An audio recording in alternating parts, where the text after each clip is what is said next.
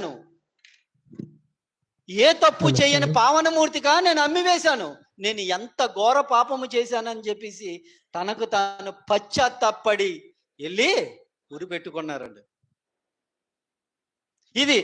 ఇది ఇస్కరియోతు యోధా గురించి.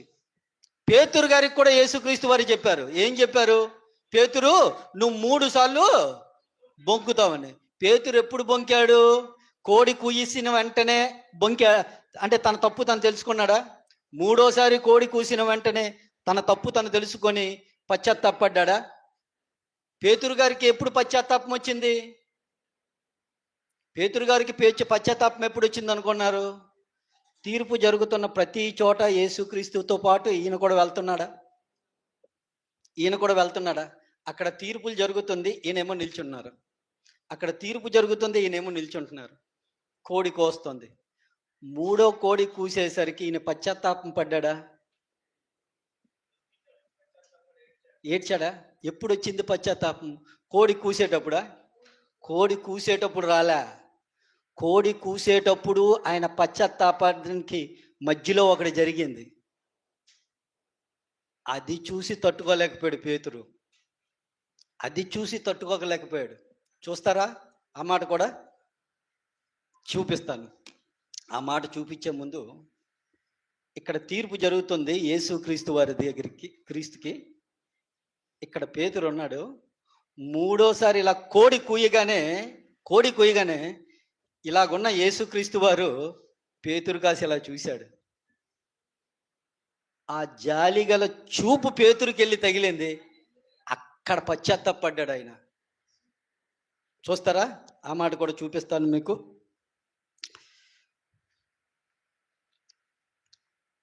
యోహాను సువార్త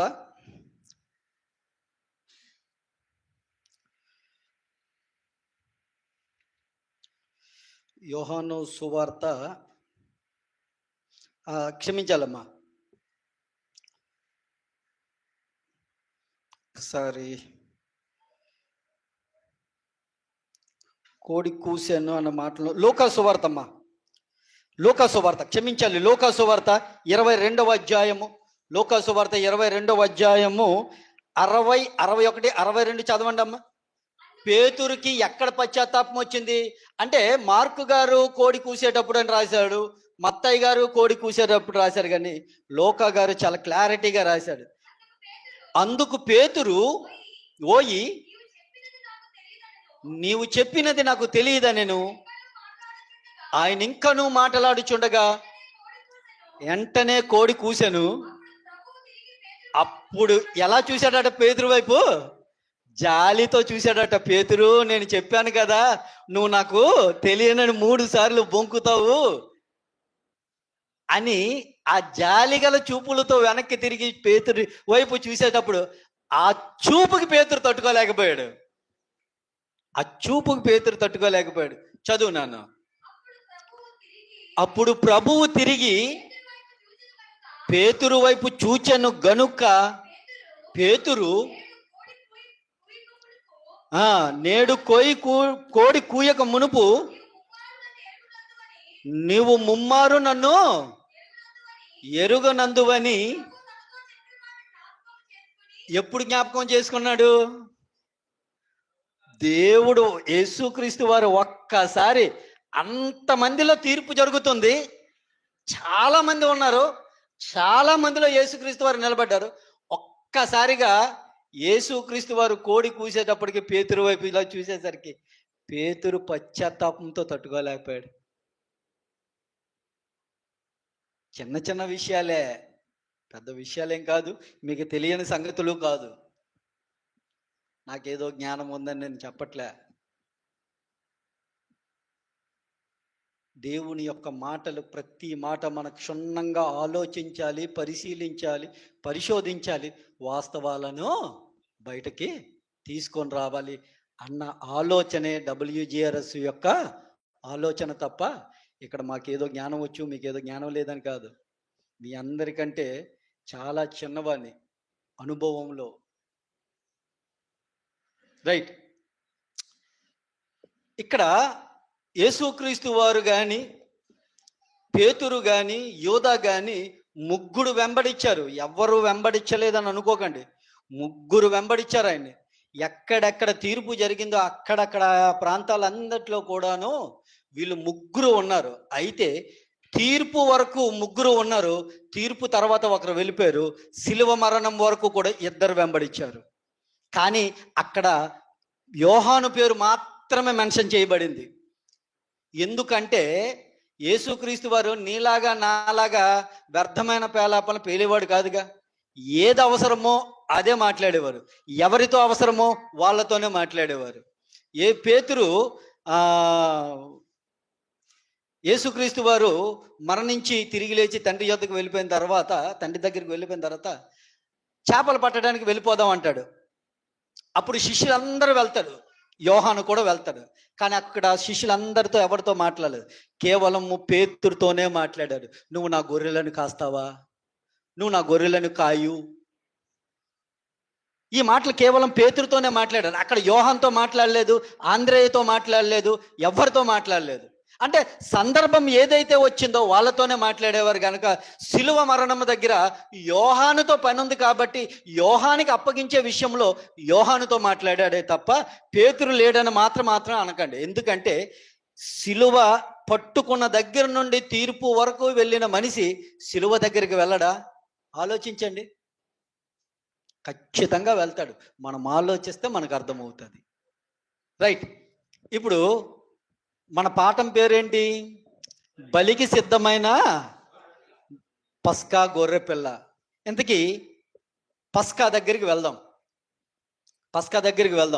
అసలు పస్కా అంటే ఏంటి, దాని ఆ పండగని ఎందుకు ఇచ్చారు, ఎలా ఇచ్చారు, దానిని మనం ఎలాగా రిసీవ్ చేసుకోవాలి అన్న విషయాలను గురించి మనం ఆలోచిస్తే, ఈ పండగ ఇశ్రాయేలీల జనాంగానికి మొట్టమొదటి పండగ ఈ పస్కా పండగ అనేది. ఎప్పుడు ఇచ్చారంటే వాళ్ళు బానిసత్వంలోని విడుదల చేయబోయే ముందు వాళ్ళకి ఈ పస్కాను చేయమని చెప్పి ఆ పస్కా రోజే వాళ్ళకి విడుదల చేశారు. ఒక్కసారి నిర్గమకాండము 12వ అధ్యాయము, నిర్గమకాండము 12వ అధ్యాయము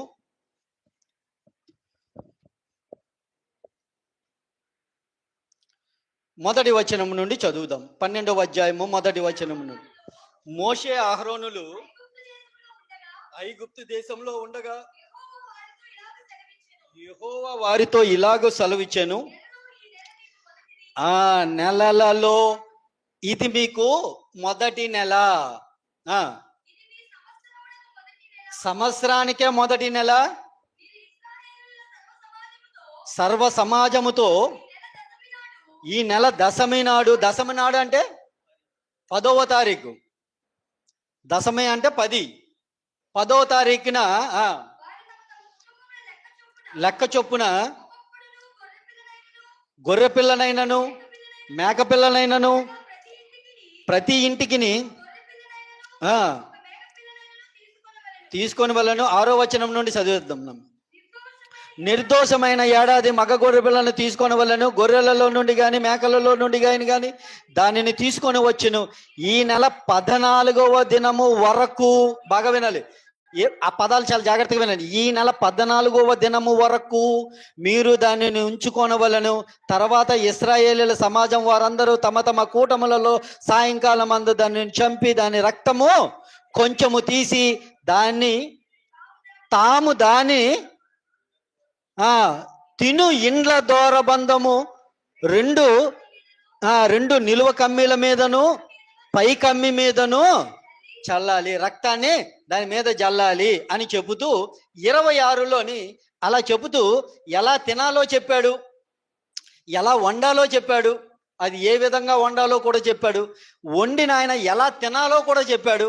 అలా తినాలని వాళ్ళని ఇన్స్ట్రక్షన్స్ ఇస్తూ 46లో ఇంకొక ఆజ్ఞను జారీ చేస్తున్నాడు. మీరు పస్కాని భుజిస్తున్నారు కదా, కానీ పస్కాని భుజించేటప్పుడు ఆ పస్కాలో ఒక్క ఎముక కూడాను విరవబడకూడదు. ఒక్క ఎముక కూడా విడవబడకూడదు. 46వ వచనం చదువు నాన్న. తినవలెను, కొంచెమైనను పోకూడదు. దానిలో ఒక్క ఎముకైనను మీరు విరవకూడదు. ఒక్క ఎముక కూడాను దానిలో విరవకూడదు. వండిన తర్వాత ఈ విరగదా? మరి ఎలా వండుతారు? పస్కానికి వధించమన్నాడు కదా, ఎలా వండుతారు? పోనీ తినేటప్పుడైనా ఒక దుమ్ము ఇరుగుతుందిగా. కానీ ఒక దుమ్ము ఇరిగిందా ఎవరికి పడుతుంది తెలుసా? ఏటు మోషేకి పడుతుంది. మోషే రా, ఏం ప్రభువా? అల్లా పలాంటి ఇంటిలోనే పలాంటి డోర్ నంబర్ గల ఇల్లులోని ఒక దుమ్ము ఇరిపారయ్యాలు. వాళ్ళు దుమ్మి ఇరిపారు కాబట్టి ఇప్పుడు నేను ఏడు చేయాలి వాళ్ళకి? మరి వాళ్ళు దుమ్ము కూడా ఎరగొట్టాలరా మోసే గనక జాగ్రత్త మోసే. దుమ్ము కూడా విరవకుండా తినాలి వాళ్ళు. ఇది పండగలాగా ఉందా? ఇది ఇంకా ఎలా తినమంటారో తెలుసా? చెప్పులు వేసుకొని, ఇంక నడుముకు టవ్వాలు కట్టుకొని, చేతి కర్ర పట్టుకొని తినాలట. ఇదేమన్నా పండగలాగా ఉందా, పనిష్మెంట్ లాగా ఉందా? ఆలోచించండి. ఈ పండగలాగా ఉందా? ఇంకేమంటాడో తెలుసా దేవుడు? ఇది మీకు నిత్యమైన కట్టడ, ఇది తరతరములకు నిత్యమైన కట్టడ. మీ పిల్లలన్నిటి గురించి అడిగేటప్పుడు చెప్పాలి మీరు. అమ్మా చేదు కూరలు ఎందుకు వండుతున్నావు? ఏటి ఈ మాంసం ఏంటి? మాకు ప్రతిరోజు కక్క ముక్కలతో పెట్టేదానివి కదా, ఈరోజు ఏటమ్మా ఇలాంటి అన్నం పెట్టావు, ఇలాంటి రొట్టెలతో పెట్టావు, సప్పకుందేటమ్మా కూరలన్నీ అని మీ పిల్లలు అడిగితే అప్పుడు మీ పిల్లలకి మీరు చెప్పాలి. ఇది పనిష్మెంటా పండగ?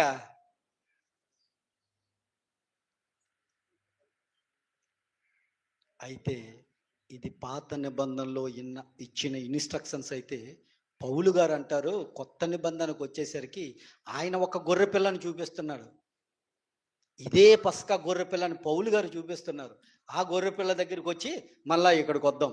రైట్. కొరింథీయులకు రాసిన మొదటి పత్రిక 5వ అధ్యాయం 7వ వచనం. కొరింథీయులకు రాసిన మొదటి పత్రిక 5వ అధ్యాయం 7వ వచనం. త్వరగా. గనుక అగుటకై తీసి పారవేయుడి, అంతేకాక ఇదిగో మన పస్కా పశువు క్రీస్తును, మన పస్కా పశువు. ఇప్పుడు క్రీస్తు పస్కా పశువుగా మనకి క్రొత్త నిబంధనలో కనిపిస్తున్నారు. ఇవన్నీ మాకు తెలుసు కదండి. కొత్త విషయాలు అంటే ఏమైనా చెప్పండి బ్రదరు. ఇవన్నీ మాకు తెలిసిన విషయాలే చెప్తున్నారు. యేసుక్రీస్తు వారు కొత్త నిబంధనలో పస్కా పశువు అని మాకు తెలీదా? మరి దాని గురించి చెప్పడానికి వైజాగ్ నుండి ఎగేసుకొని ఇక్కడికి వచ్చావా?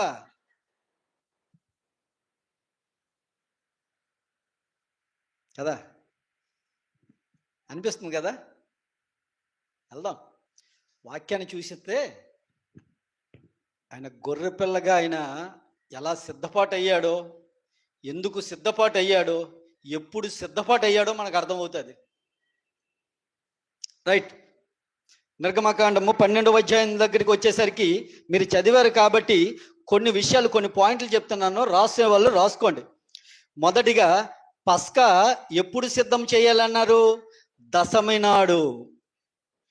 పస్కా గొర్రెని ఎప్పుడు సిద్ధం చేయాలి? దశమి నాడు సిద్ధం చేయాలి గొర్రెని. ఎలా ఉండాలట ఆ గొర్రె పిల్ల? నిర్దోషమైనదిగా ఉండాలట. పాయింట్లు రాసుకోండి. నిర్దోషమైనదిగా ఉండాలట. పస్కా రోజు దాన్ని ఎప్పుడు బలి చేయాలంటే పస్కా రోజు బలి చేయాలట. ఆ పస్కా బలి తర్వాత దాని రక్తాన్ని తీసుకొని ద్వారకమ్మీల మీద రాయాలట. ఆ పస్కా గొర్రె పిల్లలో ఎముకలలో ఒకటైనా విరవకూడదట. అలాగే ఇశ్రాయేలీలు ప్రతి దినము దహన బలులను అర్పించాలి. ఇశ్రాయేలీలు ప్రతి దినము దహన బలులను అర్పించాలి. సో ఈ విషయాలన్నిటి గురించి నేను మాట్లాడుతాను. ఇప్పుడు నేను మీకు ఆ విషయాలన్నిటి గురించి చెప్పబోతున్నాను. ఎందుకంటే కొత్త నిబంధనకు వచ్చేసరికి మన పస్కా బలిపశువు ఎవరు? యేసుక్రీస్తు వారు కదా. ఇప్పుడు యేసుక్రీస్తు వారు పాత నిబంధనలో ఇచ్చిన ఇన్స్ట్రక్షన్స్ ఏదైతే ఉందో బాగా వినాలి. పాత నిబంధనలో ఏ ఇన్స్ట్రక్షన్స్ అయితే ఇచ్చాడో ఆ ఇన్స్ట్రక్షన్స్ అన్ని కూడాను ఇప్పుడు పస్కా బలి పశువుగా ఆయన చెయ్యాలి. ఎందుకంటే కొత్త నిబంధనకు వచ్చేసరికి పస్కా బలి పశువు కదా యేసుక్రీస్తు వారు, మన రక్షకుడైన యేసుక్రీస్తు వారు. కొత్త నిబంధనకు వచ్చేసరికి ఆయన పస్కా బలి పశువు కాబట్టి పాత నిబంధనలో ఏ ఇన్స్ట్రక్షన్స్ అయితే దేవుడు ఇచ్చాడో వాటన్నిటినీ నెరవేర్చాలి ఆయన. నెరవేర్చారో లేదో బైబిల్ గ్రంథానికి వెళ్ళి చూద్దాం. అందుకే పస్కా బలి పశువు ఎప్పుడు సిద్ధం చేయాలి? దశమి నాడు, అంటే 10వ తారీఖు. ఎప్పుడు దాన్ని వధించాలి? 14వ తారీఖు. 14వ తారీఖు దాన్ని వధించాలి. పస్కా గొర్రె పిల్లలు మాత్రం 10వ తారీఖున సిద్ధం చేయాలి. ఇది మీరు మైండ్లో పెట్టుకొని ఒక్కసారి యోహాను సువార్త 12వ అధ్యాయము 1వ వచనం చదువుదాం. లాజరు ఉన్న పస్కా పండుగకు ఎప్పుడమ్మా? 6 దినాల ముందుగా వచ్చాడు. బాగా వినాలి, 6 దినాలు, పస్కాకి 6 దినాల ముందుగా వచ్చాడు.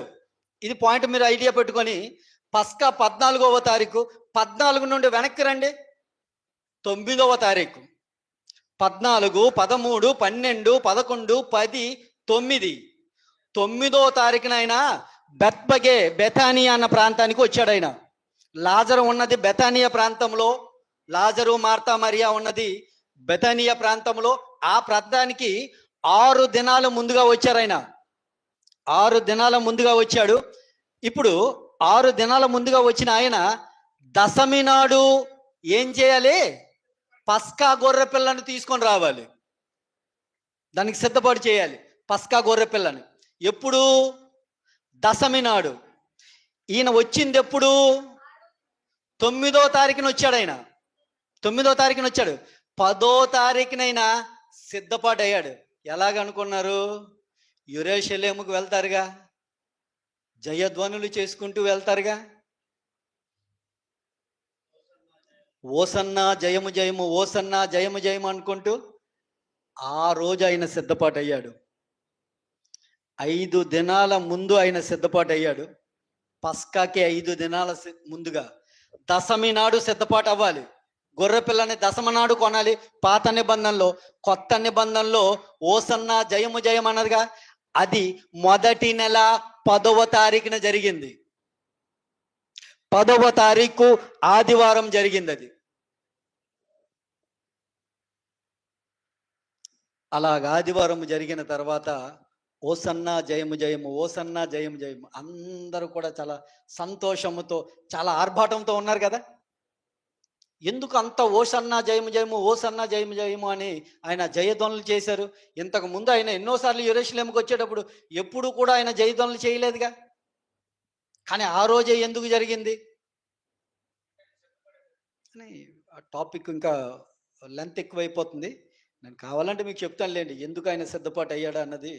1 గంట కూర్చుందాం, ఇది అయిపోయిన తర్వాత మాట్లాడుకోవచ్చు, రైట్నా? ఇప్పుడు యేసుక్రీస్తు వారు సిద్ధపాటు అయ్యారు. ఇంతకీ గొర్రెపిల్ల ఎలాగ ఉండాలట? నిర్దోషమైనదిగా ఉండాలట. అంటే కలంకం ఏమీ ఉండకూడదు. మచ్చ అయినను, డాగ్ అయినను, ముడత అయినను దానికి ఉండకూడదు. ఎలాగ ఉండాలి?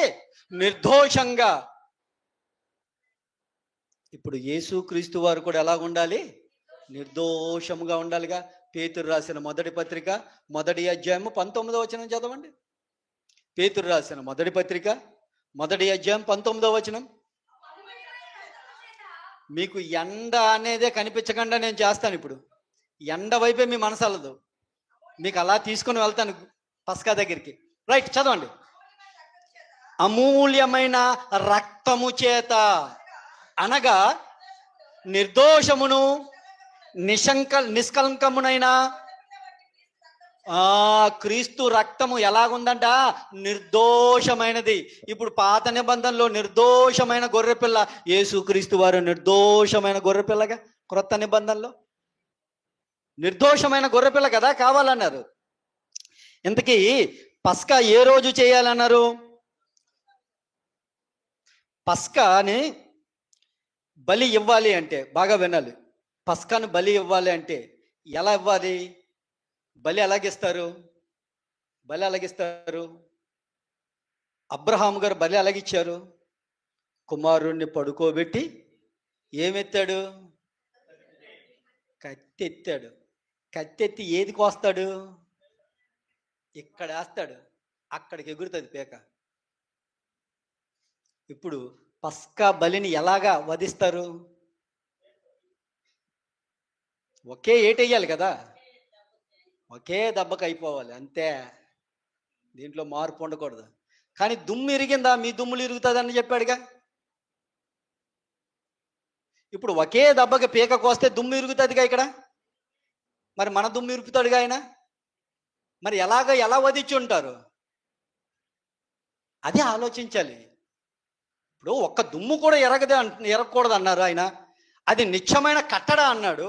మరి నిత్యమైన కట్టడకు ఒక దుమ్ము కూడా ఎరగకూడదు అనేటప్పుడు కొత్త నిబంధనకు వచ్చేసరికి ఈ పస్కా బలి పశువుని ఎలా వధించి ఉంటారు? నేను చెప్పనా? జాగ్రత్తగా పీకను ఇలా కోస్తారు, బోను ఎరక్కండా కొయ్యాలి. బోను ఎరక్కండా కొయ్యాలి పీకని. దాని రక్తాన్ని అంతా తీయాలి. ఆ రక్తము ద్వారకమ్మీల మీద పెట్టాలి. ఒకేసారి వేస్తారనుకో, దొరికింది కదా అని పౌలు గారికి పిలుస్తాడు, పేతురు మోషే అని పిలుస్తాడు దేవుడు గనక. చాలా చాలా బాగా, అంటే నేను ఎందుకు ఇంత క్లారిటీ మీకు చెప్తున్నాను అంటే, యేసుక్రీస్తు వారు బలి పశువుగా ఉండేటప్పుడు ఈ బలి పశువుకి ఎలాగా తేడా ఎంత ఉంది, ఆ బలి పశువుకి ఎలా జరిగింది, ఈ బలి పశువుకి ఎలా జరిగిందా అని చెప్పడానికే నేను మీకు చెప్తున్నా ఈ ఉద్దేశం. చదువుదామా? అయితే ఈ గొర్రె పిల్లని చెప్పే ముందు ఇవన్నీ మీరు మైండ్లో పెట్టుకోండి. యేసుక్రీస్తు వారు పట్టుకున్నారు, గెత్సెమనే తోటలో పట్టుకున్నారు. బాగా వినాలి. గెత్సెమనే తోటలో పట్టుకున్నారు. ఆయన్ని పట్టుకొని మొదటిసారిగా ఎక్కడికి తీసుకొని వెళ్ళారు?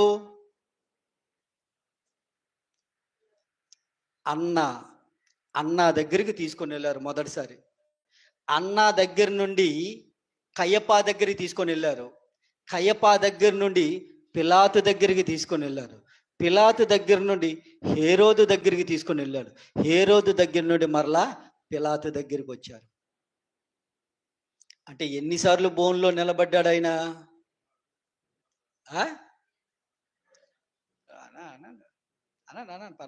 పర్లేదు, మనకి ఏటి ఉంది? నాలుకే కదా మాట్లాడింది. పర్లేదు, నోటికి ఏది వస్తుంది అన్నిటివే. ఏదో ఒక రాయి ఇసురుతాం, పడితే సక్సెస్, లేకపోతే లేదు. అదే ఏదో లోకంలో సామెత ఉంది కదా, ఒక ఎంట్రుకతో కొండకి వేద్దాం, వస్తే కొండ రాని, పోతే ఎంట్రుకే కదా.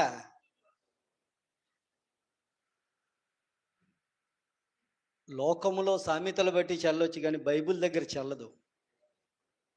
అర్థమవుతుందా? బైబిల్లో అవునంటే అవును, కాదంటే కాదు. అందుకనే జాగ్రత్తగా ఆలోచించాలి. 5 సార్లు బోన్లో నిలబడ్డాడు ఆయన. 5 సార్లు బోన్లో. ఒక్కసారి మీ బైబిల్ ఇప్పి నేను చెప్పిన వచనాలు అలా ఉన్నదో లేదో చూడండి ఇప్పుడు. ఓకేనా? అయ్యా మీ పాయింట్ దగ్గరికి వస్తున్నాను ఇప్పుడు. యోహాను సువార్త 18వ అధ్యాయము 12-13 వచనాలు. యోహాను సువార్త త్వరగా నాన్న. అంతటా సైనికులు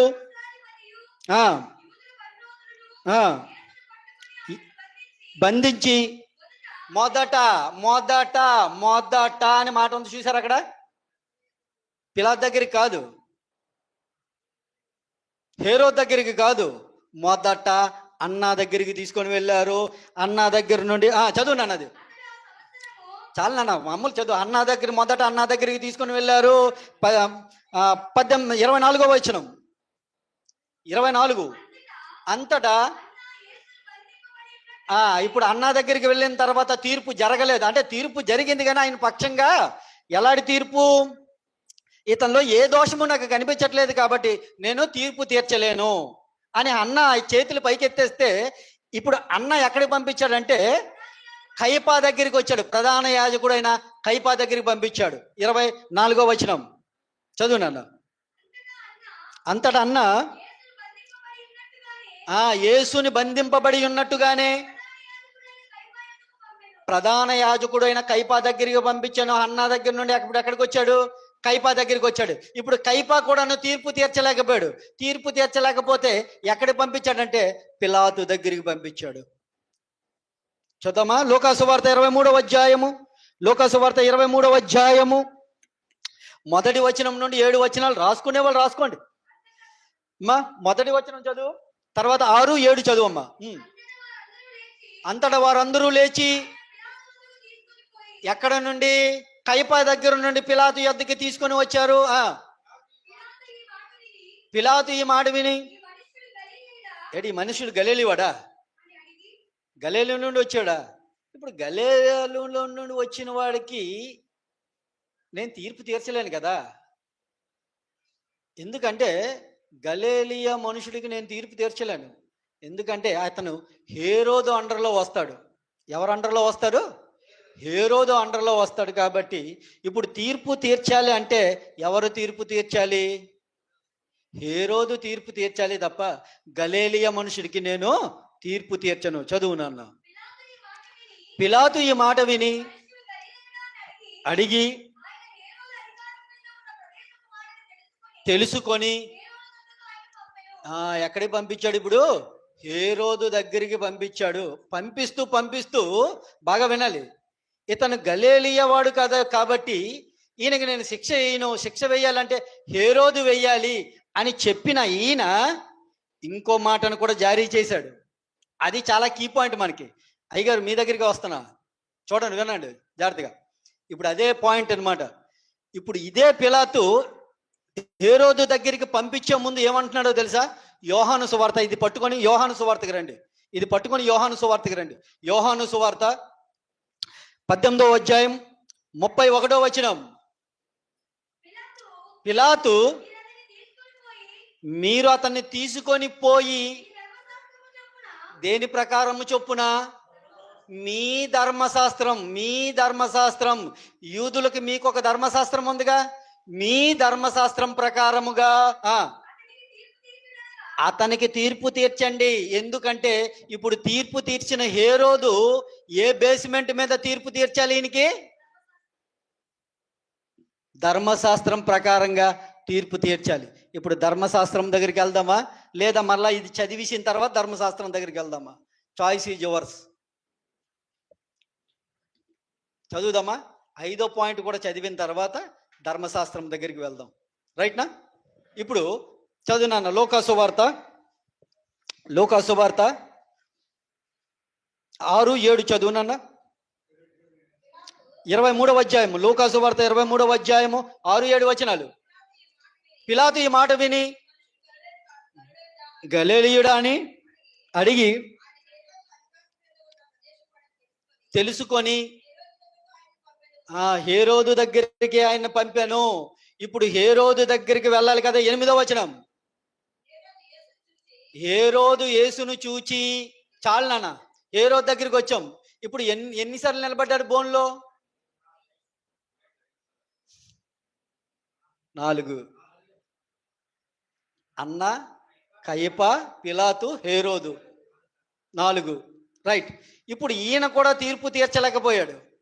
తీర్పు తీర్చలేకపోతే ఇతను రివర్స్లో మళ్ళీ ఎక్కడికి పంపించేస్తున్నాడు? అదే పిలాతు దగ్గరికి పంపించేస్తున్నాడు. 11వ వచనం. కలిసి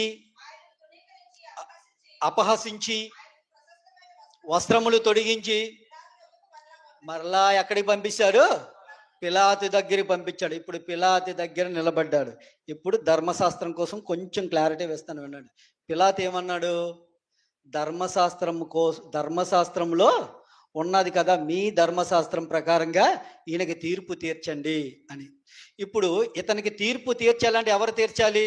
హేరోదు తీర్చాలి. హేరోదు ఎలా తీర్పు తీర్చాలి? ధర్మశాస్త్రం ప్రకారంగా తీర్పు తీర్చాలి. ఇంతకీ ధర్మశాస్త్రం ఏం చెప్తుంది? ధర్మశాస్త్రం ఏం చెప్తుంది? తప్పు చేస్తే అన్నిటికీ రాళ్లతో కొట్టుకు శిక్ష కాదండి, అన్నిటికీ కాదు. దేని బేస్మెంట్కి ఆ శిక్ష ఉంటుంది. అంటే ఏ తప్పుకి ఆ శిక్ష ఉంటుంది. ఇప్పుడు రాళ్లతో కొట్టు శిక్ష అన్నది ఒకటి ఉంది. నెక్స్ట్ కొరడాలతో కొట్టు శిక్ష ఒకటి ఉంది. ఎలాగా అంటే ఇప్పుడు పాపముతో పట్టుబడిన స్త్రీని తీసుకొని వస్తారు, వ్యభిచారంతో పట్టుబడిన స్త్రీని తీసుకొని వస్తారు. పాపము స్త్రీ కాబట్టి పరిగెట్టలేక దొరికిపోయి ఉంటుంది, పురుషుడు కాబట్టి మంచి రన్నింగ్ రేస్లో మంచి దిట్ట కాబట్టి పరిగెట్టి పారిపోయి ఉంటాడు, అందుకనే ఒక్కడనే తీసుకొని వచ్చారు. మరి పురుషుడేడి? పురుషుడు ఉన్నాడా? ఉండాలి కదా. దొరికిపోతే పారిపోయి ఉంటాడు, అంటే మంచి రన్నింగ్ రేజ్లో ఉంటారు. ఆ కాలంలో కూడాను స్క్వాడ్లు ఉండేవారేమో, రే వస్తున్నారు అనగానే పరిగెట్టి పారిపోవడానికి. యేసుక్రీస్తు వారు దగ్గరికి తీసుకొని వస్తారు. మోషే ధర్మశాస్త్రం చెబుతుందట రాళ్లతో కొట్టి చంపమని. మీరు యోహాను సువార్త 18వ అధ్యాయం 8వ అధ్యాయం తీకండి, 8వ అధ్యాయం తీకండి. ధర్మశాస్త్రం ప్రకారంగా మోసే రాసి ఇచ్చిన ధర్మశాస్త్రం ప్రకారంగా రాళ్లతో కొట్టి చంపాలి. అలాగే విశ్రాంతి దినాన్ని గనక ఆచరించకపోతే పుల్లలేరుకుంటున్న వాడిని ఏడు చేశారు? రాళ్లతో కొట్టి చంపారు. అలాగే మనం చెప్పుకుంటూ పోతే కొన్నిటికి రాళ్లతో కొట్టిన శిక్ష అయితే ఇంకా కొన్నిటికి కొరడా శిక్ష అన్నాడు. ఎన్ని కొరడా శిక్ష, ఎన్ని దెబ్బలు కొట్టాలి అంటే ద్వితీయోపదేశకాండం 25వ అధ్యాయము చదువు నాన్న. 25వ అధ్యాయము 1వ వచనం, 2వ వచనం, 3వ వచనం ఒకసారి తీయండి. మనుషులకు విరోధము కలిగి వచ్చినప్పుడు విమర్శించి నీతిమంతుడనియు దోషనియు తీర్పు తీర్చవలెను. ఆ దోషి శిక్షకు పాత్రుడుగా కనబడిన ఎడల పండుకొనబెట్టి, మామూలుగా కాదు, ఆయనకి శిక్ష వేయాలంటే ఎలాగ వేయాలట? పండుకొనబెట్టి నేరము కొలది, అన్ని శిక్షలు ఒకలా లేదు, నేరము కొలది దెబ్బలు లెక్కబెట్టి కొట్టింపవలెను. 40 దెబ్బలు కొట్టాలి, కొరడా దెబ్బలు చాలన్నా, 40 కొరడా దెబ్బలు కొట్టాలి. ఇది శిక్ష. ఓకేనా? మరి యేసుక్రీస్తు వారికి ఎన్ని కొరడా దెబ్బలు కొట్టారు? ఒకటి తక్కువ 40. చెప్పండి రా, పర్వాలేదు. 1 తక్కువ 40. ఇది కూడా రాయే కదా, ఇది కూడా రాయే కదా. ఆలోచించండి రా. నేను చెప్తున్నానని కాదమ్మా, బైబిలు మనం జాగ్రత్తగా ఆలోచిస్తే దేవుడు మహాజ్ఞానాన్ని నేర్పించడానికి సిద్ధంగా ఉంటాడు. మనం ఏంటంటే అలా ఆయన చెప్పాడు కాబట్టి అది, ఈయన చెప్పాడు కాబట్టి ఇదే, ఇలా బేస్మెంట్ అయిపోతున్నాం. కానీ 66 పుస్తకాలు నీ చేతిలో ఉన్నది, దాన్ని పరిశీలించాలి, పరిశోధించాలి, దాన్ని తెలుసుకోవాలని మనసు మనకు ఉండాలి కదా. ఎవరో చెప్పిన మాట నువ్వు నమ్ముతున్నావు తప్ప సాక్షాత్తు ముల్లోకాలను సృష్టించిన సృష్టికర్త తన మనసులోనున్న మాటలన్నీ రాయించి నీ చేతిలో 66 పుస్తకాల రూపముఖంగా గంధ రూపకముగా నీ చేతిలో ఇచ్చాడు కదా, దాన్ని పరిశీలించి పరిశోధించవా? ఎవరో ఏదో చెప్తే నమ్మేయడమేనా? యేసుక్రీస్తు వారికి ఎన్ని కొరడా దెబ్బలు కొట్టారంటే 40 కొరడా దెబ్బలు కొట్టారు అంటున్నారు. బేస్మెంట్ చేశారు అంటే పౌలు గారు బేస్మెంట్ దగ్గరికి వెళ్తారు. పౌలు గారి బేస్మెంట్ అంటారు. పౌలు గారి బేస్మెంట్ ఏంటి? పౌలు గారికి 1 తక్కువ 40 కొరడా దెబ్బలు 5 మార్లు కొట్టారంటారు. కొరింథీయులకు రాసిన 2వ పత్రిక చూడండి. కొరింథీయులకు రాసిన 2వ పత్రిక 11వ అధ్యాయం 24వ వచనం తీయండి ఒకసారి, చదవండి అమ్మా. యూదుల చేత 5 మార్లు 1 తక్కువ 40 కొరడా దెబ్బలు తింటిని. ఇప్పుడు పౌలు గారు చెప్తున్నాడు, నేను 1 తక్కువ 40 కొరడా దెబ్బలు తిన్నానయ్యా అంటున్నారు. ఎవరు సర్టిఫై చేస్తున్నారు? పౌలు గారే చెప్తున్నారు ఈ మాట. ఇప్పుడు పౌలు గారి మాట ప్రకారంగా తీసుకోవాలి కదా మనం.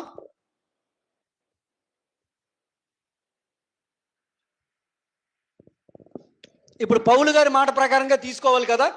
ఇప్పుడు పౌలు గారి మాట తీసుకుంటే బాగా వినాలి.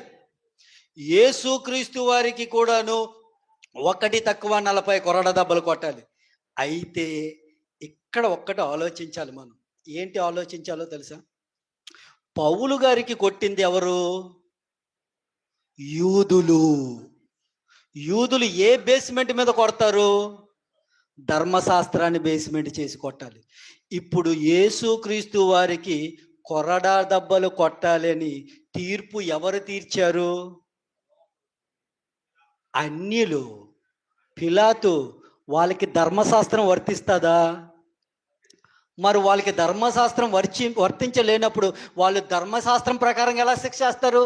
ఒకవేళ ధర్మశాస్త్రం ప్రకారంగా శిక్ష వేస్తే శిక్ష ఎవరు వేయాలి? హేరోదు వేయాలి. కానీ ఏ రోజు శిక్ష వేయలేదు కదా. శిక్ష వేసింది ఎవరు? పిలాతు శిక్ష వేశాడు. అంటే పిలాతు శిక్ష వేశాడంటే ధర్మశాస్త్రానికి ఆయనకి సంబంధం లేదు కదా. అందుకే చెప్పాడు, మీ ధర్మశాస్త్రం ప్రకారంగా వెళ్ళి ఆయనకి శిక్ష విధించుకోండి అన్నాడు. మీ ధర్మశాస్త్రం ప్రకారంగా, మీ ధర్మశాస్త్రం ప్రకారంగా ఆయనకి శిక్ష విధింపబడలేదు. ఇప్పుడు శిక్ష ఎవరు వేస్తున్నారు చూద్దాం. యోహాను సువార్త 19వ అధ్యాయము, యోహాను సువార్త 19వ అధ్యాయము 13, 14. పిలాతు ఈ మాటలు విని యేసుని బయటికి తీసుకొని వచ్చి రాళ్ళు పడిసిన స్థలమందు న్యాయపీఠం మీద కూర్చుండెను. అప్పుడు ఉదయం 6 గంటలు అయిందమ్మా. అంటే రాత్రిరంతా కూడాను ఆయనకి తిప్పుతూనే ఉన్నారు. బాగా వినాలి, రాత్రి అంతా కూడా నిద్ర లేదు పాపం ఆయనకి. రాత్రంతా కూడా నిద్ర లేదు. హేళన జరుగుతుంది. ఒక్కొక్కరు ఒక్కొక్కలా తీర్పు తీరుస్తున్నారు. ఎక్కడా కూడాను అతను తీర్పులోని దొరకటం లేదు. ఎందుకంటే నీతిమంతుడు నీతిమంతుడు నీతిమంతుడు అని అనుకుంటున్నారే తప్ప ఎక్కడ కూడా అతనికి శిక్ష వేసేంత తీర్పు ఎక్కడ కూడా జరగట్లేదు. చివరికి వచ్చేసరికి ఇప్పుడు యూదులకి, బాగా వినాలి, నేను ఇందాకల ఎవరో యోధాని శిక్ష, మరణ శిక్ష విధిస్తారన్న సంగతి తెలియదని నేను ఎందుకు చెప్పాను అంటే ఆ మాట ఇక్కడ ఉదయం 6 గంటలకి శిక్ష వేసేటప్పుడు ఆయనకి తీసుకొని వెళ్ళిన ప్రతి దిక్కలకి కూడాను వీళ్ళు ఏం చెప్పేవారో తెలుసా?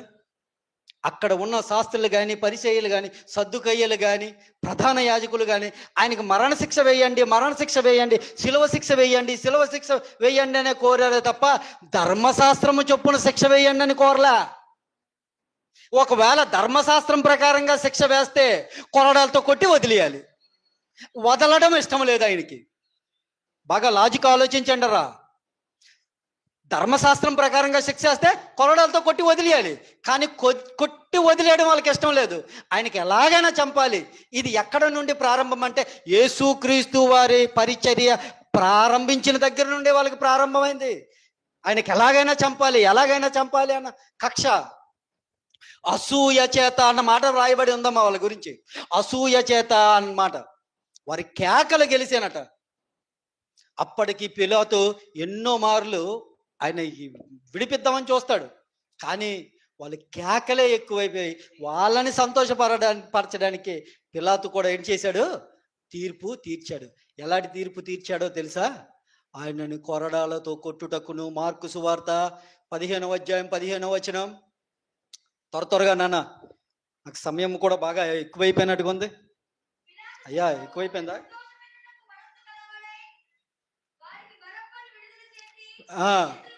కొరడాలతో కొట్టుటకును వాళ్ళకి అప్పచెప్పాను. కొరడాలతో కొట్టుటకు, శిలువ శిక్ష వేయుటకు అప్పచెప్పాడట. కొరడాలతో కొట్టుటకు, శిలువ శిక్ష వేయుటకు వాళ్ళకి అప్పచెప్పారట. అప్పుడు ఈ బంట్రోతులు పక్కన ఉంటారు కదా, సైన్యం ఉంటారు కదా, ఈ సైన్యం అంతా కూడా అతనికి పెతోరియం అనే ఒక మందిరంలోనికి తీసుకొని వెళ్ళి సైనికులు అందరూ ఒకరు కాదు, ఇద్దరు కాదు, అందరూ కలిసి ఆయన్ని తీసుకొని వెళ్ళి యేసుక్రీస్తు వారికి ఎలాంటి అవమానాలు చేశారంటే, ఎంత నిందలు వేశారంటే ఆయనకి, నిజంగా చెప్తున్నాను, యూదులు ఎవ్వరికి కూడాను ఒంటి మీద బట్ట లేకుండా ఉండరు. అలాంటి యేసుక్రీస్తు వారు అంత జనాంగం ముందు కూడాను ఆయన బట్టలను ఇప్పించారండి. ఆయన బట్టలను విప్పించారు. ఎంత అవమానం అండి అది. ఒకరా ఇద్దరా ఉన్నారు, సైన్యం అందరూ ఉన్నారట. అంతమంది ముందు యేసుక్రీస్తు వారు బట్టలు విప్పుతుంటే యేసుక్రీస్తు వారు ఎంత నలిగిపోయి ఉంటారో ఒకసారి ఆలోచించండి. ఎంత వేదనకి గురవుతారో తెలుసా? ఎవరి కోసం? చాలా ఈజీ, మన కోసం. కానీ ఆయన కొరకు మనమేమి చెయ్యం. మన కోసం ఆయన అన్ని నిందలు పడ్డాడు, అన్ని అవమానాలు పడ్డాడు, అన్ని అంత హేళన పడ్డాడు, చివరికి శిలువ మరణానికి వెళ్ళాడు. కానీ ఇదంతా కూడా మన కోసమైనా మనకు తెలుసు, కానీ మనం మాత్రం ఆయన కోసం ఏమీ చెయ్యం. ఎందుకంటే ఆయన కంటే గొప్పవారం కదా, ఆయనకంటే గొప్పవారం కదా మనం.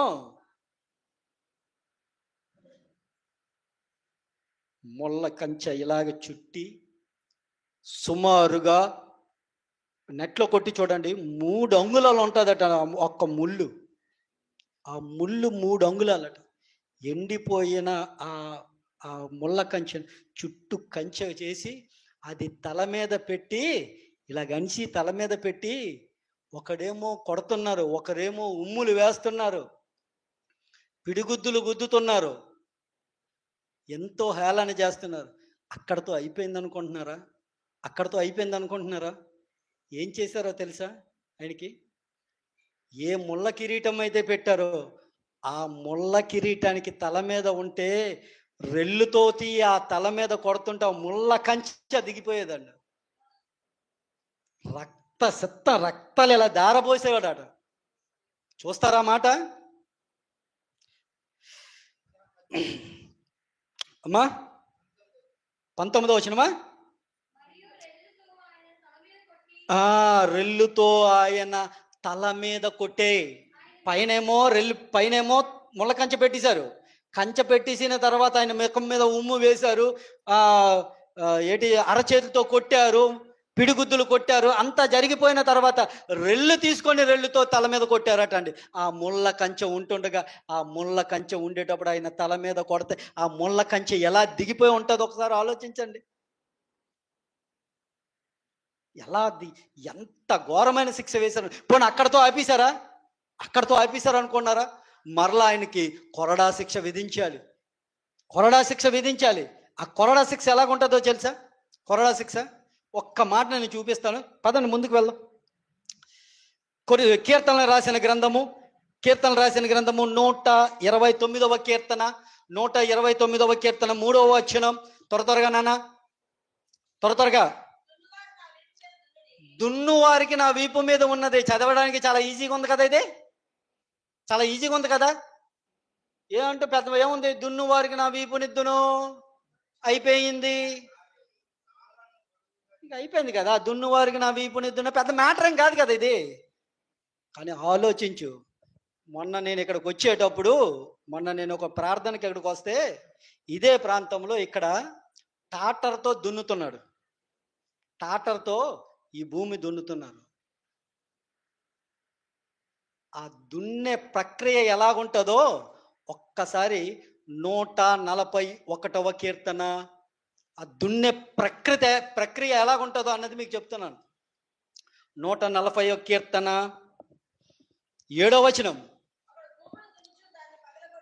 బాగా వినాలి. ఒకడు భూమిని దున్నుచు దాన్ని పగలగొట్టినట్టు. అంటే దున్నేటప్పుడు భూమి ఏమవుతుంది? పగిలిపోద్ది. ఇప్పుడు యేసుక్రీస్తు వారికి దున్నే వారికి నా వీపు నిద్దును అంటే దున్నేటప్పుడు ఆయన వీపు ఎలాగవుతుందట? చర్మం చిట్లిపోతుందట, పగిలిపోతుందట. భూమి పగిలిపోవాలి దున్నేటప్పుడు. యేసుక్రీస్తు వారి శరీరము కూడాను అలాగే దున్నబడుతుంది. ఎలాగో తెలుసా? కొరడా ఉంటే ఆ కొరడాలకి చివరన 9 పీలికలు ఉంటాయట. 9 పీలికలు, ఒక్కొక్క పీలిక అడుగు ఎంత ఉంటుందట. ఆ పీలికలకి ఒక్కొక్క పీలికకి గాజుం పెంకులు ఉంటుందట, బాల్స్ ఉంటాయట, బోన్స్ దుమ్ములు ఉంటాయట. దానికి పెట్టి కొడుతుంటే చర్మం బయటకు వచ్చేదట. దున్ను వారికి వీపునిస్తాను. చాలా ఈజీ కదా. కానీ ఎలా దున్నబడ్డాడో తెలుసా? తండ్రి దగ్గర ఆయన ఎలాగున్నాడో తెలుసా?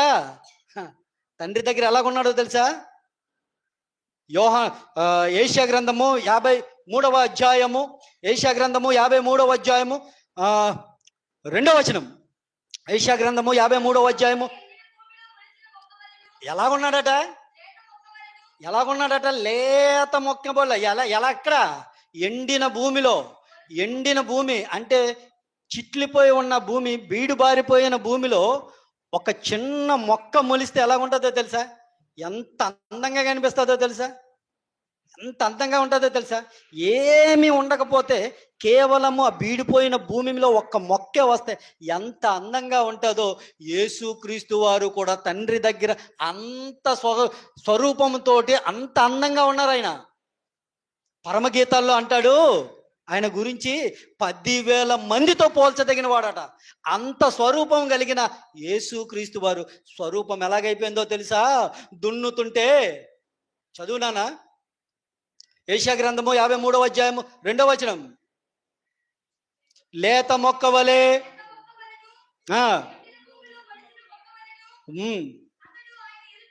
పెరిగాను, కానీ సొగసైనను స్వరూపమైనను లేకుండా మారిపోయిందట.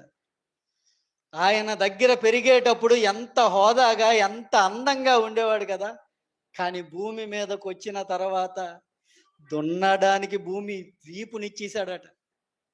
ఎక్కడ కూడా ఖాళీ లేదట, ఒంటి మీద ఎక్కడ కూడా ఖాళీ లేదు. అలా దున్నారట ఆయన భూమి. దున్ని దున్ని దున్ని శిలువ మరణానికి తీసుకుని వెళ్ళాలి. శిలువను మోగించుకుంటూ తీసుకుని వెళ్ళారు. సామాన్య విషయమా? రాత్రంతా కూడా నిద్ర లేక తిరుగుతుంటే ఉదయం అంతా కూడాను ఇంతగా హింసించి హింసించి హింసించి తిరిగి శిలువను మోయించుకొని తీసుకొని వెళ్ళేటప్పుడు ఆ నరకయాతన ఎలాగుంటుందో తెలుసా? ఆ బాధ ఎలాగుంటుందో తెలుసా? ఇదంతా నీ కొరకు నా కొరకే కదా, మరి ఆయన కొరకు మనం బ్రతకాలి కదా, బ్రతికి ఆయన దగ్గర లోకానికి వెళ్ళాలి కదా, బలా మంచి దాసుడా అని అనిపించుకోవాలి కదా. ఇంకా ఎంతకాలము నీ నా బ్రతుకు ఇలాగ క్రీస్తు కొరకు బ్రతకండి, ఇలాగే ఉండిపోతాం? ఒక్కసారి ఆలోచించండి రా. ఆయన మన కొరకు అంతగా ఇబ్బందులు పడి అంతగా శ్రమిస్తే కేవలము ఒక చిన్న మాటతోటి 40 దినాలు శ్రమ దినాలని 40 దినాలు అయిన తర్వాత ఇంకా ఎవరు మటుకు వారే అయిపోయింది. ఇంకా ఇదా క్రీస్తుని కోరుకుంటుంది? కాదు కదా. బ్రతుకుట క్రీస్తే, చావైతే నాకు లాభం అన్నాడు పౌలు గారు. సో ఆ నినాదంతో కదా మనం బ్రతకాలి. ఇంకా చాలా విషయాలు ఉంది, కానీ సమయం లేక నేను ఆపేస్తున్నాను. ఇంకా చాలా విషయాలు ఉంది. 9 గంటలకి ఆయనకి సిలువ వేశారు, 3 గంటలకు ఆయన సిలువలో మరణించాడు. సిలువ వేసేటప్పుడు ఆయనకి సిలువ వేశాను అన్న మాటను రాయిస్తే అయిపోయింది కదా. సమయాన్ని ఎందుకు రాయించాడు? సమయాన్ని ఎందుకు రాయించాడు? ఆయన మధ్యాహ్నము చనిపోయాడు అంటే అయిపోయింది కదా. మధ్యాహ్నము 3 గంటలకు చనిపోయాడని ఎందుకు రాయించాడు? ఆ సమయాలు ఎందుకు రాయించాడు? 9 గంటలకు సిలువ వేశారని ఎందుకు సమయం రాశాడు? 3 గంటలకు ఆయన చనిపోయాడనే సంగతిని అక్కడ సమయాన్ని ఎందుకు రాయించాడు? అంటే దీని వెనకాతలు ఇంకా ఏదో ఉందా? ఇంకా ఏవో నేర్పించబోతున్నాడా? ఖచ్చితంగా నేర్పించబోతున్నాడు ఆయన, ఖచ్చితంగా ఉంది. కానీ మనకి సమయం లేదు, మనకి సమయం లేదు. మనకి సమయం లేకే అవకాశం వస్తే ఇంకోసారి నేను దీని గురించి కంటిన్యూ చేస్తాను. ఎందుకంటే ఇప్పటికే చాలా సమయం గడిచిపోయింది. యేసుక్రీస్తు వారు మరణం వరకు తీసుకుని వెళ్దాం అనుకున్నాను. దీని తర్వాత కూడాను ఏం జరగబోతున్నదో అన్న సంగతులను గురించి, ఎందుకంటే పస్కా బలి పశువు కదా ఆయన. పస్కా బలి పశువులుగా ఆ శిలువ మాను మీద నీ కొరకు నా కొరకు మరణించాడు కదా. ఆయనకి ఏ సంబంధం లేదు కదా. ఇది ఒక్క రెఫరెన్స్ చూపించి నేను ముగించేస్తాను. ఒక్క రెఫరెన్స్ చూపించి మీకు. మన పాఠం పేరేంటి? బలికి సిద్ధమైన బలి పశువు. ఇంతకీ ఎప్పుడు బలికి సిద్ధమయ్యాడు అనుకున్నాడు ఈయన? ఎప్పుడు సిద్ధమయ్యారు అనుకున్నారు? చూసి ముగించుకుందామా? పేతురు రాసిన మొదటి పత్రిక, నేను కూడా మూసేస్తున్నాను. పేతురు రాసిన మొదటి పత్రిక మొదటి అధ్యాయము, పేతురు రాసిన మొదటి పత్రిక మొదటి అధ్యాయము 19, ఇందాక చదువుకున్నాం కదా, 19, 20 చదవండి. చాలా జాగ్రత్తగా చదవండి. యేసుక్రీస్తు వారు పస్కా బలి పశువుగా ఎప్పుడు సిద్ధపాటు దేవుడు చేశాడు అన్న సంగతి మనకి అక్కడ క్లారిటీగా ఉంటుంది. చదువునాను. అమూల్యమైన రక్తము చేత అనగా నిర్దోషమును క్రీస్తు రక్తము చేత మీరు ఎరుగుదురు కదా. ఎప్పుడు ఆయన క్రీస్తు పస్కా బలి పశువుగా క్రీస్తు అనే వ్యక్తి ఎప్పుడు సిద్ధపరిచేశారుగా, జగత్తు పునాది వేయబడక మునుపే నియమింపబడను గాని తనని మృతులలో నుండి లేపి తనకు మహిమనిచ్చిన దేవుని ఎడల మీ నిమిత్తము, అంటే మనందరి నిమిత్తము కడవరి కాలంలో పుట్టాడు ఆయన. ఆయన ఎప్పుడు సిద్ధపాటు చేశాడు దేవుడు? పస్కా గొర్రె పిల్లగా జగత్తు పునాది వేయబడక ముందే నీ కొరకు నా కొరకు ఆయన సిద్ధపాటు చేసి ఉంచాడు. కానీ కాలమును చూస్తే మన కోసం ఆయన కడవరి కాలములో ప్రత్యక్షపరచబడ్డారు. కనుక జగత్తు పునాది వేయబడక ముందే క్రీస్తులో నీకు నాకు ఆయన ఏర్పాటు చేశాడు. అక్కడే పస్కా బలి పశువుగా ఆయన సిద్ధం చేసి ఉంచాడు. నాయనా, నువ్వు నా కొరకు బలి అవ్వాలి, నువ్వు నా కొరకు బలి అవ్వాలి. ఎందుకంటే నీ తమ్ముళ్ళు, నీ అన్న, నీ చెల్లెళ్ళు వీళ్ళందరూ కూడాను ఇదిగో పాపములో వెళ్ళిపోతారు నాయన. గనక తగిన సమయం మందు నువ్వు వెళ్ళాలి, వెళ్ళి వాళ్ళందరినీ కూడా రక్షించాలి. ఇది ఎప్పుడు జరిగింది? జగత్తు పునాది వేయబడక ముందే. దేవునికి మహిమ కలుగును గాక. అర్థమైంది అనుకుంటాను. కళ్ళు మూసుకుంటే చిన్న ప్రార్థనతో ముగించేస్తాను. సకల ఆశీర్వాదాలకు కారణభూతులైన నా ప్రియ పరలోకపు తండ్రి, అయ్యా, పస్కా బలి పశువు అన్నది మీరు మా కొరకు ఎప్పుడు సిద్ధం చేశారు అన్న విషయాలను గురించి మాట్లాడి ఉన్నాను తండ్రి. వెన్న మీ పిల్లలు వాటిని గ్రహించి ఆలోచించి ఒక మంచి నిర్ణయం తీసుకొని ప్రకటించే విషయంలో వాళ్ళు విజయం పొందినట్లుగా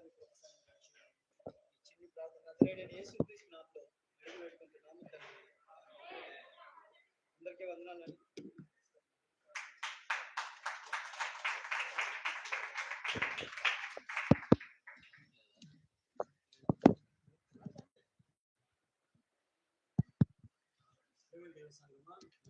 కూడా రెండు పాటలు వివరంగా అందించబడింది. అది ఎంత ఓపికతో విన్నందుకు మీకు వందనాలు తెలియజేసుకుంటూ అందులో లేచిన ఉన్నట్లయితే ముగింపు ప్రార్థన ఆశీర్వాదంతో సెలవు తీసుకుందాం. మరి మే 26న సేవక శిక్షణ సదస్సు పడుతుంది. మరి ప్రతి ఒక్కరు కూడా సిద్ధపాటు కలిగి రావాల్సిందిగా అందరినీ ప్రాంతంలో విజ్ఞప్తి చేసుకుంటున్నాం. అందులో లేచిన ఉన్నట్లయితే ముగింపు ప్రార్థన ఆశీర్వాదం మన మధ్యలో ఉన్న సురేశన్ గారు చేసి ముగింపు ప్రార్థన ఆశీర్వాదం ఇస్తారు. అందరూ లేచిన ఉన్నట్లయితే ముగింపు ప్రార్థన ఆశీర్వాదంతో మరి ఆశీర్వాదం అందిస్తారు. ముగింపు ప్రార్థన చేసుకుంది. మహోన్నతుడైన ప్రియపరలో పెట్టండి. ఈ పరిశుద్ధ నామమున దేవ వందనాలు కోరుకుంటున్నాను. ఇదిగో ఆయన ఎంతవరకు తండ్రి విశ్వాసాన్ని కాపాడుతారు ఎలా ఆయన. మరి పాస్కా నాయన గొర్రె పిల్ల గురించి వివరంగా నీ కుమారుల ద్వారా మాట్లాడినందుకు వందనాలు. మనం చేసే నాయన అతిక్రమములు, మేము చేసే దోషముల తండ్రి, మేము చేసే నాయన అపరాధముల తండ్రి, ఆయన లోకముల తండ్రి, నాయన మీ కుమారునికి నాయన తండ్రి మరి సిలువుగా నాయన మేమే తండ్రి చేతులా ఎక్కించండి. దేవా, మా ప్రవర్తన, మా మాట తీరు, మా నడవడిక, ఆయన మా హృదయం యొక్క తలంపు ప్రతి ఒక్క విషయంలో నాయన తండ్రి మీ కుమారుని నాయన శిక్ష విధించేటట్టుగా చేస్తున్నాను. దేవా, మేము ఈ లోకానికి వస్తాం నాయన, ఈ లోకంలో ప్రతి మలినాన్ని అంటించుకొని ఉంటాము. జగత్తు ఎరిగిన మీరు నాయన, ఆయన జగత్తు పునాది వేయబడక మునిపే మీ కుమారుని ద్వారా అందరినీ సృష్టించి నడిపించిన విధానికే వందనాలు. దేవా, ఈ రెండు పాటలు మా హృదయంలో తండ్రిపరచండి. 30 60 100 ఫలించండి. దేవా, విన్న వాక్యాన్ని నాయన, ఈ వాక్యము నాయన మా హృదయంలో ఫలాలను దయచేసి వేడుకున్నాం తండ్రి. ఆయన విని విడిచిపెట్టేవారు కాకుండా తండ్రి వాక్య ప్రకారంగా బ్రతికే జీవితాలను మాకు అందరికీ దయచేయండి. దేవా, ఇదిగో నాయన సేవకుల శిక్షణ సదస్సుకి ఏర్పాటు చేసిన కార్యక్రమాన్ని మీ కుమార్తె నాయన తండ్రి మరి చెల్లి గారిని తొట్టు జ్ఞాపకం చేసుకున్నారు. దేవా, వారి కుటుంబాన్ని తొట్టు జ్ఞాపకం చేసుకుని ఇచ్చిన మెడలు తొట్టు జ్ఞాపకం చేసుకుంది. ఆయన మరి ఎంతో ప్రయాసతో ఆయన వచ్చిన సేవకులకు ఆతిథ్యం ఇవ్వాలి, ఆతిథ్యం ఇవ్వ మరొకడే అన్న ఆయన కోరిక, ఆయన ఆలోచన, వాక్యాన్ని నెరవేర్చింది. ఇలాంటి కార్యక్రమాలు ఎన్నో ఇందులో సహాయం తమ్ముడిని, అమ్మనాన్ని, ప్రతి ఒక్కరిని మీ సేవలు బలపరచని స్థిరపరచుకొని వెళ్తున్నాం తండ్రి. ఆతిథ్యం తీసుకుని వెళ్తున్నాం. మీ సేవకులను, సేవకురాలను ఆయన క్షేమకరంగా నడిపించండి. వారి గమ్యస్థలానికి ఆయన సురక్షితంగా నడిపించుకొని వేడుకున్నాం తండ్రి. ఇలాంటి కార్యక్రమాలు తండ్రి ఆయన ఆలోచన ఆత్మీయంగా నడిపిస్తున్నారు. ఈ కుమారులు ఆయన తండ్రి అన్నయ్య గారిని చిన్నరాగణి గారిని, సురేష్ గారిని జ్ఞాపకం చేసుకుంది. ఎవరి ఆరోగ్యంలో ఆయుష్ దయచేయండి. కుమార్తెనైనా తన అనారోగ్యంతో బాధపడుతున్నా ఆయన అక్కగారిని జ్ఞాపకం చేస్తుంది. మీకు అనారోగ్యంతో బాధపడుతున్న వారందరినీ జ్ఞాపకం చేస్తుంది. సంఘాన్ని మీ చేతులకు అప్పగించుకుంటూ సంఘ పరిచయం మీ చేతులకు అప్పగించుకుంటూ ఇదిగైనా సేవకులు మీ చేతులకు అప్పగించుకుంటూ సేవకులు చేస్తున్న పరిచయం మీ చేతులకు అప్పగించుకున్నాం. ఆయన ఈ వాతావరణం అంతా కూడా మీకు అనుకూలపరచమని వేడుకుంటుంది. సహాయం దయచేయమని వేడుకుంటుంది. ఎవరి కృప మీ కాపుదల ఉంచమని వేడుకుంటుంది. ఈ ప్రార్థన ప్రియులు క్రీస్తు వారి ప్రార్థన అడిగి వేడుకుని సమర్పించుకున్నాం మా పీపర్లో తండ్రి. ఆమేన్ ఆమేన్. ఆశీర్వాద ప్రార్థన ఇస్తారు.